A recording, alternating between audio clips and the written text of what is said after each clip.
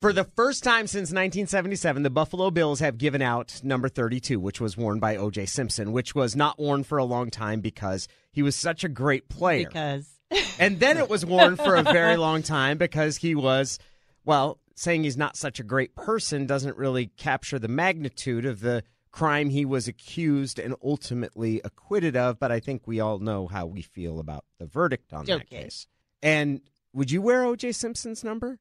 If I was like a new athlete just joining the Buffalo Bills and said, here's number 32, I wouldn't have even. Doesn't it carry a lot of baggage with it? I mean, O.J. is a remarkably complex personality before you get to the accused crime.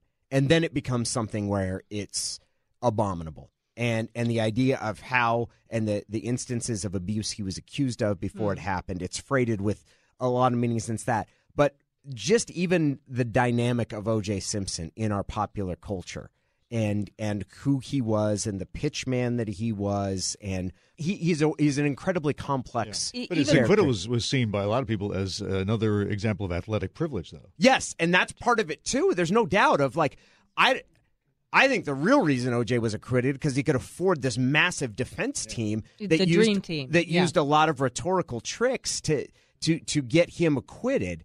That to me, but that's why I'm also a white dude. To me, it was more about privilege than it was about race. Well, and he was found guilty or responsible in the civil case brought by some of the plaintiffs, the Goldman, and then he was ultimately thrown in jail for stealing stealing memorabilia that may have been his own. He was thrown in jail over a crime. It's very dubious that was even a crime. Do we give him more power, though, if we keep the number out? Isn't that saying he's more significant than he should be? Yes, that's a very good argument. It's so strange. Wow. There in 1997, I was at the Heisman Trophy ceremony, and it's in New York, and they give it out to the top college player.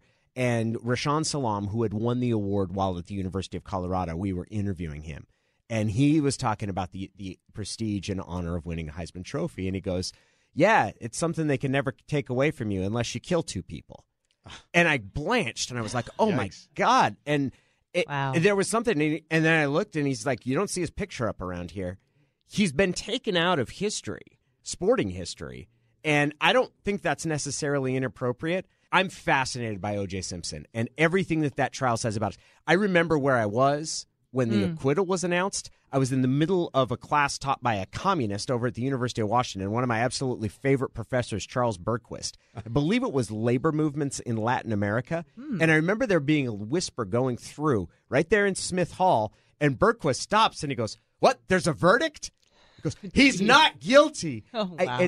Did people break into cheers? No, nobody did. I think it was an audible gasp of you couldn't believe it. So anyway, I don't know how to feel whether it's good or bad. I just know that I continue to be fascinated by O.J., who he was and what he means.